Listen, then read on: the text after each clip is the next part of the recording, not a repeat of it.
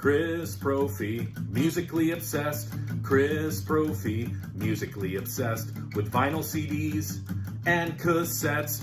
Chris Profi, musically obsessed. Oh yeah!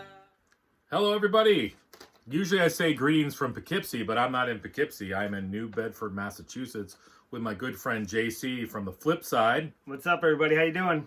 It has been an epic trip so far and it's only day one. We bought a bunch of records today. We did our first video over on Josh's channel, so I'll leave a link to his channel. Head on over there, watch our vinyl finds there. But the vinyl finds were so, we had so many. Plentiful? Yeah, we had to do another video. So, would you say you have a plethora of records? I have a plethora of records, yeah. Wasn't that from Three Amigos? Yeah, I love that movie. I love Three Amigos. Check out the hat Josh got. I did get one thing today. Look at this beautiful hat. Jaws. To me, Jaws is the greatest movie of all time. But, you know, that's a story for another And day. I haven't even seen the whole thing all the way through. All right, so I'm going to show, should we just show all the CDs first? Yeah, let's show the CDs first. You go first. All right, yeah, so I got a couple CDs here. Josh found this, the band SOD, and this is their song Seasoning the Obese. And obviously, it's a play on Seasons in the Abyss by Slayer. This is a promo listing their tour dates from there. And it also has a song called Raise Your Sword. Can't wait to listen to that. I also picked up a band called Cathedral. Their album, The Guessing Game. Cathedral is sort of like a doom metal band. Really cool. This is on the Nuclear Blast label. And I'll just show my cassette too. Josh found Kiss Crazy Nights on cassette, so excited to have that. One of my favorite Kiss records. Just freaking awesome. Yeah. You know, SOD I think should do a box set because they have an awesome live album live in Budokan, which is really recorded in New York. It's not recorded in Budokan, but it's hilarious that they call live in Budokan. And they also have an album called Bigger Than the Devil, which is great. Yep. And they have an album Rise of the Infidels. All three are awesome albums. I would love an SOD box set. Yeah, I mean, and if you think about, I mean, I love Stormtrooper. Or is the first one? Oh no, the first one is Speak English or Die. Yeah, exactly. Yeah, and then I was telling Josh, I then listened to MOD today because, of course, Billy Milano went from SOD to MOD. That album is as good as the SOD stuff too. So happy to find this. But I found two CDs also. I found Suicidal Tendencies, Suicidal for Life. To me, this is their last great album. I don't believe it was ever pressed on vinyl. I'm on the hunt for a vinyl copy, so I would really love to see that. And then Psycho Myko, which is the singer of Suicidal Tendencies' first solo album.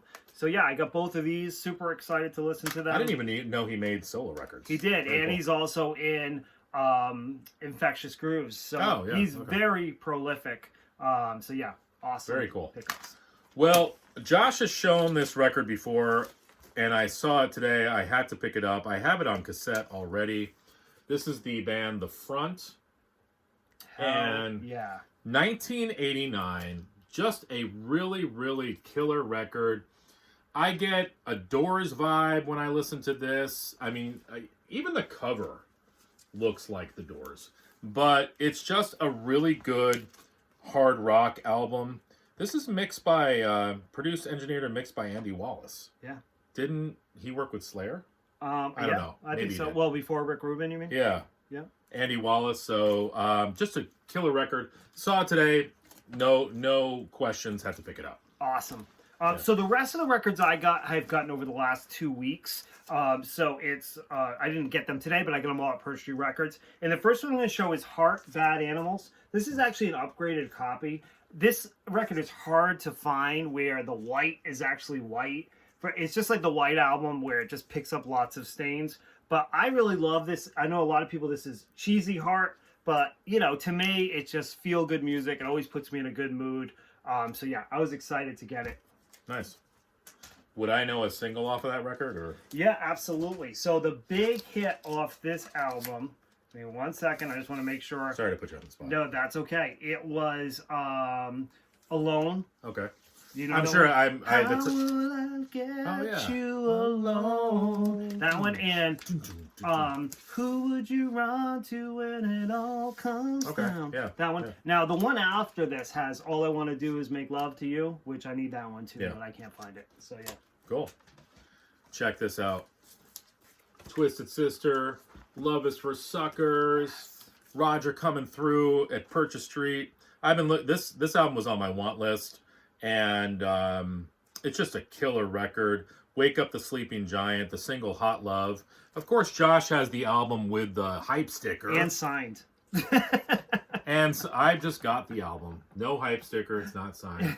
This is a killer record. This should have been bigger than it was. Yeah. I don't know. I mean, I kind of know, produced by Beau Hill. But I know that they went a sort of a more poppy direction, but there's still some heavy stuff on here. Yeah. So happy to have that. 1987.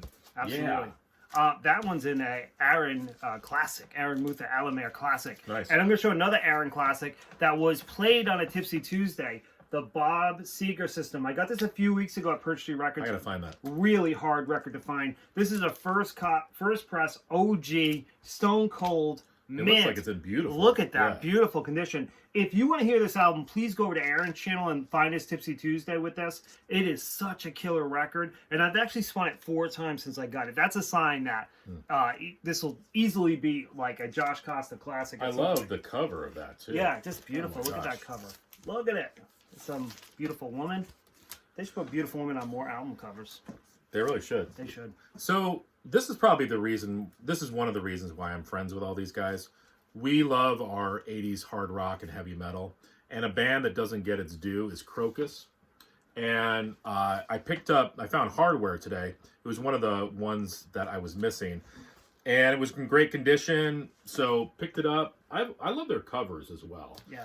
And, you know, they've had some albums over the last 10 years that are as good. So check out Crocus.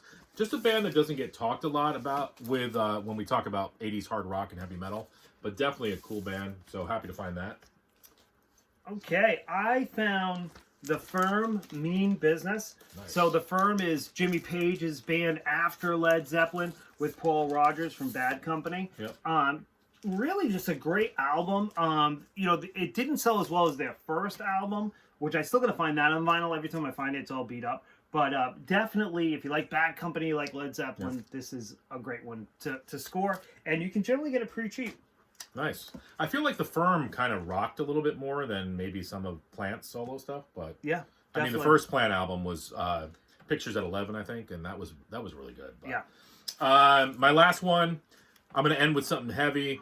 This band has become a favorite of mine over the last probably 5-6 years, and I'm talking about Creator.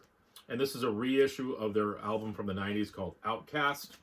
And what's cool about this era of Creator is that they went for more of an industrial sound, because I think what was happening is during this time, like post Nirvana, bands didn't really know what to do with their sound. So Creator was like, I don't think we could do thrash anymore, straight thrash anyways. So they started to bring some industrial elements in.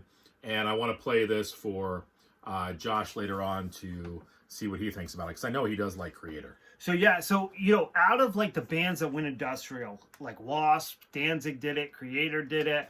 Who do you think did it best? With the industrial? Yeah. Also, Shotgun Messiah did it. Yeah, I mean, there's an album by Creator called Cause for Conflict, which is really, really good. But you know what? We didn't mention this, but Danzig's Black Acid Devil. Yeah. I really like that album.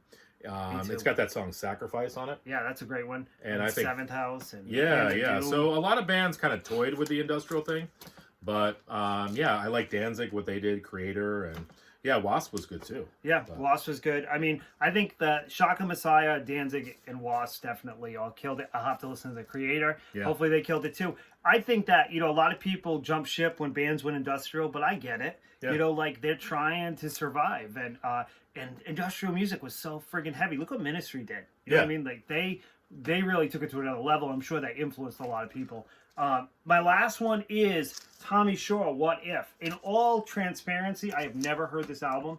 But, you know, Tommy Shaw, it's funny because Tommy Shaw, when I see him, I always think of Damn Yankees. Oh, You know what I yeah. mean? That's how I associate them. Yeah. But it's got this wild hype. How cool. old is your needle? But yeah, I'll listen to it and I'll let you know if I like it. But you know, I'm always looking for 80s rock. Yeah, You know, definitely. that's in my wheelhouse. Well, like I said, this trip has been epic so far, and it's only the first day. Be on the lookout for more videos on my channel with Josh, and also, like I said, go over to his channel because we're going to be posting on there. Check out the link below, but just so happy to be here. All right, everyone. Adios. See ya.